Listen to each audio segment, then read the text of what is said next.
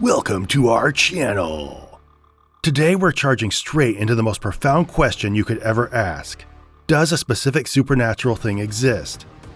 In this case, God. Some people think he exists and others do not. But there are a lot of reasons to think he does instead of does not. So here are the top 10 indestructible proofs that God exists. At number 10, we have the Finetuning Argument. Scientists all around the world universally agree that the universe has the conditions needed to support the kind of life that managed to survive under those conditions. If the universe were different than it is, then the life that survived in it wouldn't be able to survive in it anymore.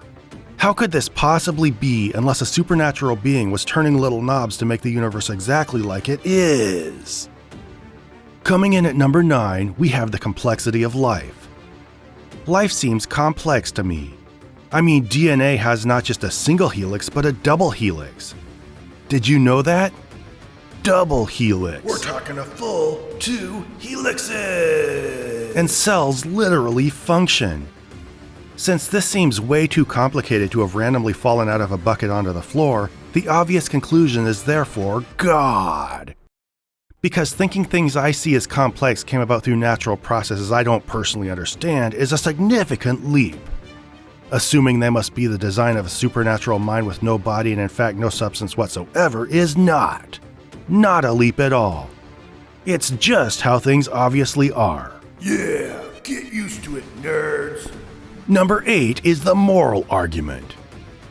The fact that we as humans generally feel good when those around us are happy and feel bad when we do something to hurt them might be explained by the fact that we as a species have an instinct toward empathy toward each other. But I don't think so.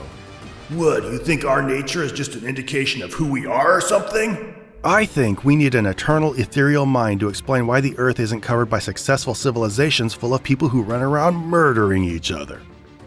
After all, our instincts towards certain behaviors can be metaphorically described as a law, so how can we explain these instincts without tracing that metaphor back to the point that someone wrote that law? Number 7, we have the argument from consciousness. We are conscious, and that feels mysterious to us. Whoa, dude, like what's going on? Thus, we have to throw God right into that gap in our knowledge and reason the only way there could be consciousness is that it was made by another consciousness that we'll just decide isn't mysterious at all. Nope, no reason to explain the consciousness of God with another consciousness.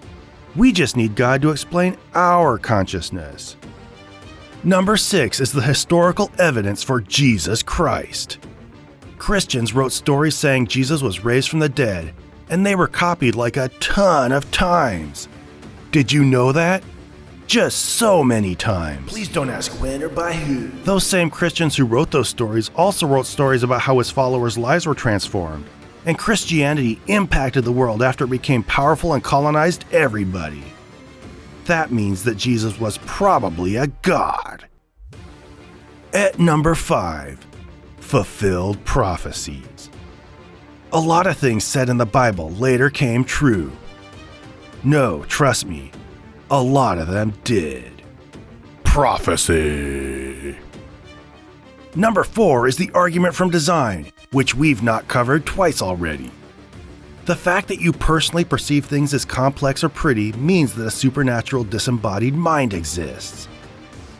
At number 3, personal experiences of the divine.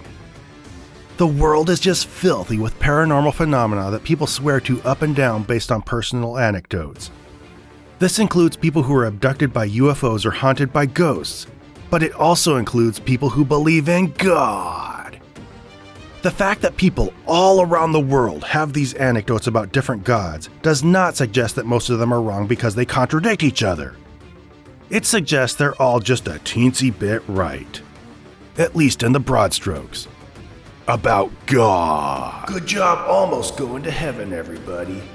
Number 2 is the Cosmological Argument. Because you can't say cosmological without logical, you also can't say it without cosmo. All day long, throughout your entire life, you've noticed that every arrangement of matter you label as a thing began to exist in the sense that it came from a previous arrangement of matter. And since it's always super scientific to assume that everything you perceive in your immediate surroundings is how things work everywhere in the universe on every level, we can extrapolate that the universe began to exist in the totally unrelated sense of popping into existence from no matter at all. Also, some people think this causes God. And at number 1, we have the ontological argument. Wait, seriously, you f***ers put this at number 1? Alright, whatever. God must exist because you can imagine him, and I've personally decided that the word God means something as great as you can possibly imagine. This argument, while complex, is a cornerstone of many theological discussions, even though the person who first formulated it didn't think of it as an argument for God, and even Thomas Aquinas thought it was garbage. Yeah, hot garbage! I hope these indestructible, impenetrable arguments give you something thought-provoking to think about. Like, comment, and subscribe!